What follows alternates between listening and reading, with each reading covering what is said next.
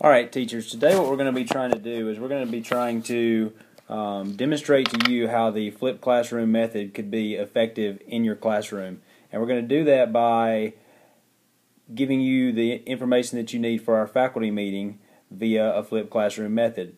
During the actual faculty meeting time, we will be able to use that time for possible professional development or other things to increase our knowledge and skill level and make us better teachers. So, going ahead to get started, we're going to skip forward a couple of slides so that Ms. Williams can talk to you about BYOT. Additionally, she's not going to be here tomorrow during the faculty meeting because of a prior commitment, and this would be a great example of how if you're going to be out of the class or going to need to be gone on a long extended leave, you could do your lessons and have your students watch them so that they could still be getting valuable instruction from you. So we're going to go ahead and skip forward a couple of slides and let Ms. Williams talk about BYOT. Okay, so I want to explain what Bring Your Own Technology is about. Bring Your Own Technology, or BYOT, is where you have your students bring in the technology that they may have at home that could be used in the classroom. The only thing is there are a couple of requirements needed for that, just to protect ourselves and to kind of let the kids set some parameters for the kids. So there's a contract online on Dropbox in the appendix section that you'll need to print out. And on that contract, it explains kind of the ins and outs of bringing your own technology, such as, the school's not responsible if you lose it or whatever. But it also provides some insight on how it can be used to further instruction. It also contains a signature line for parents and students. That way the parents know what the students are bringing to school and what is expected. So a little bit of some guidelines with Bring Your Own Technology are, first, the teacher has to fill out the BYOT contract. And like I said, there's a copy on Dropbox, and you can go on and print it out, and there are some great lessons online regarding it, but there's some teachers who are doing it in our building too. Shay Floyd and Matt Johnson, Margaret Jacobs, they've all done BYOT lessons, so they can give you a little insight about what you have to do. Also, you write up with it a lesson plan, how you're going to use the technology. Are you going to be researching something online? Are you using it to access articles about DNA or strains of a virus or whatever? Are you using it as with some tools on it, such as timers? A lot of kids have stopwatches and different things on their phone. Just a little outline on your lesson plans, and all that is submitted to me for approval. And usually it's accompanied by some sort of date, like are you going to use it intermittently for the next 2 months, or are you going to use it for this particular unit? There's some idea or outline about how you plan on using the BYOT. And then you submit that to me so that I know who is using the BYOT technology, in other words, what classrooms I should see it operating in. And then you get started when you get them all the contracts signed back from the kids. And again, you are responsible, the teacher's responsible for reminding the students that once they leave the classroom that has the BYOT contract active in it, then they're subject to any public school district rules concerning technology.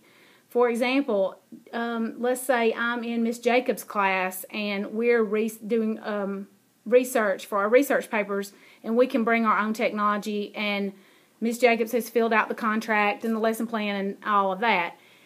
And I use my technology in class. I bring my computer from home or my iPad, and I use it in her class. But then I think I can go to the library or the media center or pull my iPad out on my lunchtime and use it. No. Once I go outside her classroom, I'm to put my technology up unless I have another teacher who has also got BYOT going on in their classroom. So it's just specific for the classrooms that have BYOT and are participating in it. If I use my cell phone in a BYOT classroom and then later during the day I'm somewhere and my phone rings or vibrates, the student can't say, oh, well, I was using it before and the teacher forgot to tell me to cut it off, or I forgot to cut it off. They've got to know that they're still subject to follow the public school district policies according to electronic devices, just like everyone else. So make sure you remind students of that if you are using BYOT in your classroom. Also, we have learned that if they bring a laptop, like a Microsoft-based laptop, that because those can be laden with viruses, that if they bring a laptop specifically, that needs to be checked by Christy Leatherwood. And I forgot to type that into my slide right here. So we're going to show you how you can add stuff to the presentation using this app as we're speaking. So here's an example of us adding something in that we forgot to type into the slide. And this app is called Doceri. And it is free. So hopefully you'll check this out. It's pretty cool.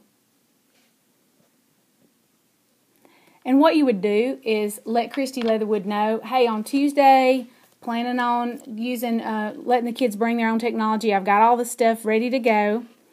Will you be available around such and such time to come check any laptops that students may bring in for viruses?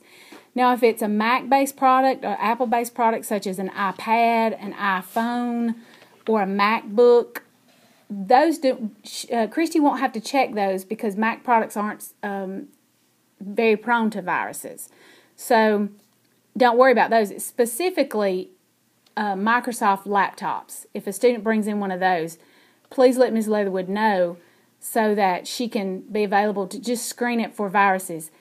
If they use a computer that has a virus on it over our wireless, it could contaminate all the wireless, which would not be a good thing. So those are some just tips to remember about BYOT. I highly encourage you to take advantage of this.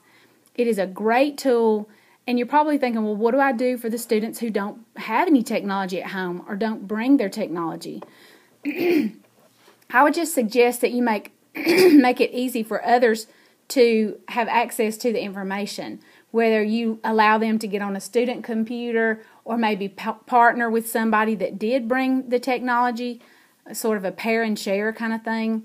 But I do think if you'll talk to Matt and Shay and Margaret, they've made it very successful in their classrooms, even though everybody hasn't had the technology available from home. So I think that would be very helpful to your classroom. Okay, we're going to go back a couple of slides to the beginning. Just being a little slow here. All right, we're going to talk real quickly about checkpoint observations. You're going to notice administrators coming into your rooms in the very near future. I've already been in some of your guys' rooms and done your first formal observation. The checkpoint observations are a little different than what we did last year. There are 2 required per year in addition to your G-Toy observations. They're required, or we're required to be in your rooms 20 minutes each. They are to be unannounced. And this actually uses elements of the class keys. It's just a kind of a scaled down version of the class keys. Now, I'm going to pull up a picture of, excuse me, I'm going to try to pull up a picture to show you the checkpoint observation again.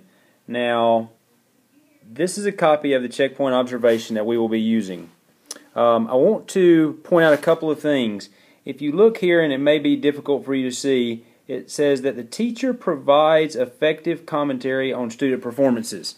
Now, what we're going to need for you to do is after your observation, the administrator will email you and tell you if it was a checkpoint observation or if it was the G-Toy observation. If it is a checkpoint, we will need to see some student performances and your comments on those so that we can assess you as to whether or not you're providing feedback on those performances.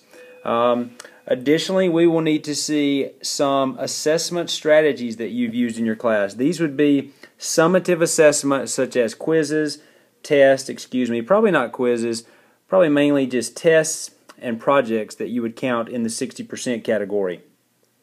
So be aware of those things. Everything else we should be able to assess when we're in your room, but those things we will need to ask for artifacts from you. If you need a copy of the rubric that I gave out at the beginning of the year, you're welcome to see me, and I can give you an additional copy of that in case you've misplaced yours. And at this point, I'm going to get rid of that screen, and we're going to go back to our main PowerPoint, and that just shows you how you can bring in pictures into your presentation or other things you may want to use. Alright, so moving forward, the next thing we're going to talk about is we've been looking at grades as we've talked to freshman students over the past week. We've actually talked with probably 2/3 of the freshman class, and we're going to wrap that up this week. And we're seeing some issues as administrators when we're talking to these freshmen. One of the things we've noticed is that grade weights are not correct. So please check weights and make sure they meet the PSD guidelines of tests being 60%, daily grades being 20%, and then of course your final is 20%. If you're having trouble setting that up, please see your department head or administrator to get some guidance on that. Some other problems we're seeing is simply not enough grades. Now I'm not asking you to take tons and tons of grades. I'm definitely not a proponent of that, but we should be having on average at least 1 grade per week. Now that's not a hard and fast rule, but on average we should be seeing about a grade per week. Remember, there are to be no grades over 100. One thing that I really want you to think about as you put grades into your grade book is please make sure these grades are accurate reflections of student learning. In other words, what I'm asking you to do is to guard against too many effort grades.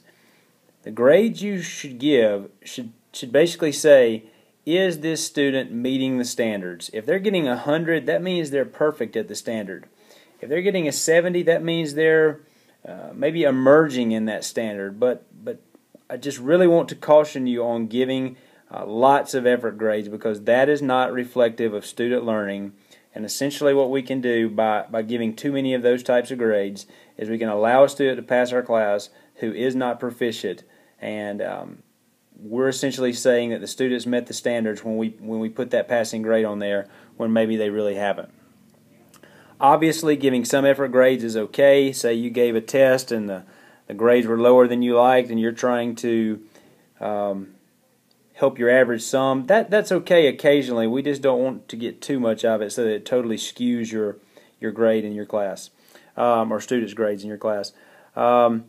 Summative assessment should be given on average about 1 time every 2 weeks. Once again, that's not a hard rule, but we're seeing some students not having tests but maybe once a month or once every month and a half, and that is not enough, considering at the end of the year you may get to 8 or 9, you may have 8 or 9 grades in a category that counts 60% of your grade. So please make sure we're giving assessments every 2 weeks or so, and make sure that it also helps to break those grades up into smaller chunks for student learning.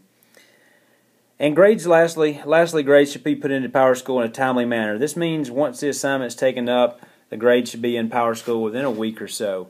So please make sure you're getting those grades in a timely manner.